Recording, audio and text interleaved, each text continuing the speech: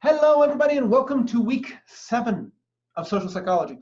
So we just finished an exam week, which means we also finished a lab report. So I will have those lab reports graded by my current plan is to have them done on Saturday, which means you will also have your unit grades posted. So unit 3 grades posted on Saturday.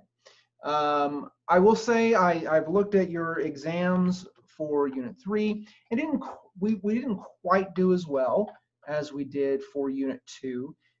Interestingly, the mean was within a point. So, on exam 2, I think the average was a 67.3. On exam 3, it was a 66.4, something like that. So the mean was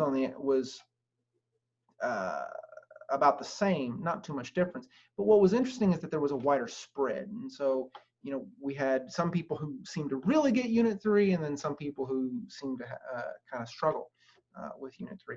So if you were one of the folks who didn't get a grade that matched your expectations, please reach out to me. And a few people already have, and I will be getting back with you soon. Because I want to help you succeed in this class. And like I've mentioned, if you look at the unit grades, most of you guys are doing just fine. Most of you guys are doing just fine. I did apply a curve to the third exam, not a big one, bigger than the one I had to apply for the second exam, but not as big as for the first one. So you can see your updated grades with that curve applied now.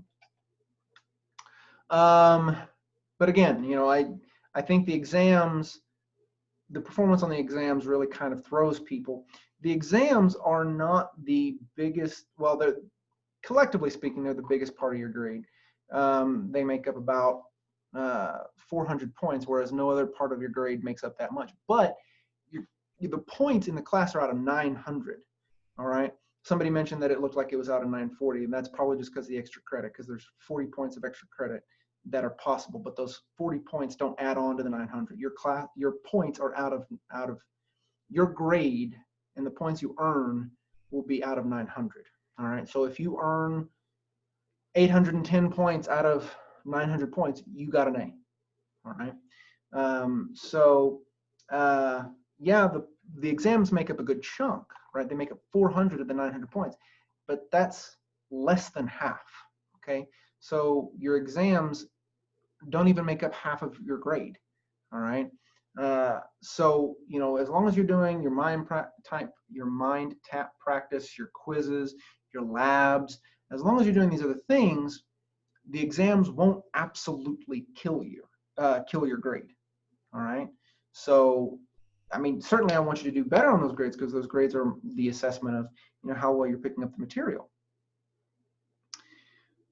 Go home, camera, you're drunk. I don't know why it's blurry. I'm sorry, guys. If you want to do better on the exams, and I would like you to do better, because I'd like you to, more than anything, I want you to know the material in the class. Then, reach out to me and we'll see what we can do. I will say this: if you're just learning terms and definitions, and you're just becoming familiar with the material in the book, that's the foundation, the best foundational first step. In order to really prepare for the exam, you need to go beyond. You need to understand the material to the point that you can apply it to unique problems that you haven't been given before, that aren't in the book, that aren't written down for you anywhere. All right. So, the way I used to study, and the way I would advise you to study, and the way I would advise you to study, is as you go through those exam reviews, all right, for each item, be able to get to the point where you could give a lecture on it. And think about what happens in a lecture. Not only am I telling you the information, but I'm also giving you an example. All right. So when you're studying, you want to be able to not only recall the information, you also want to be able to come up with a novel example. And if at any time you want to make sure that the examples you're coming up with are valid, just ask me. Just send me an email with your examples. Just send me an email saying, hey, this is how I'm thinking about this concept.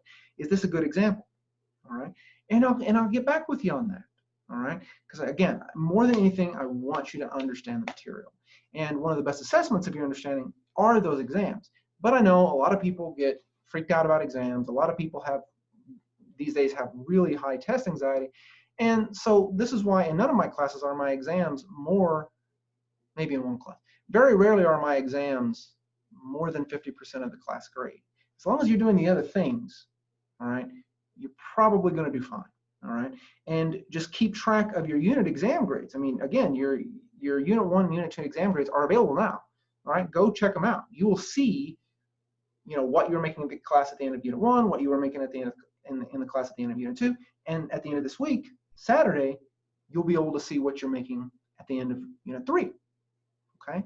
So that's all material for what we've done, all right? Grade material for what we've done. And if you have any questions, as always, please send them my way.